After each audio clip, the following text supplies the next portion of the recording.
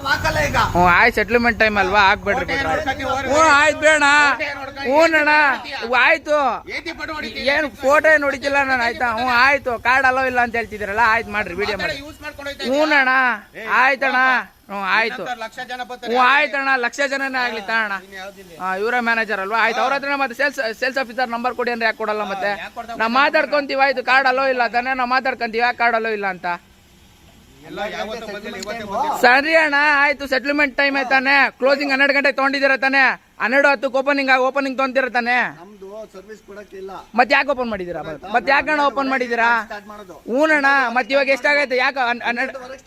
ಯಾಕೆ ಓಪನ್ ಇದೆ ಕ್ಯಾಶ್ ಯಾಕೆ ಓಪನ್ ಇದೆ ಯಾಕೆ ಕ್ಯಾಶ್ ಕಾರ್ಡ್ ಯಾಕಲೋ ಇಲ್ಲ ಕಾರ್ಡ್ ಯಾಕಲೋ ಇಲ್ಲ ಹೇಳಿ ಮತ್ತೆ ಆಯ್ತು ನಾನು ಹೇಳ್ದಂಗೆ ಕೇಳಕ್ಕಲ್ವಲ್ಲ ಯಾಕಿಲ್ಲ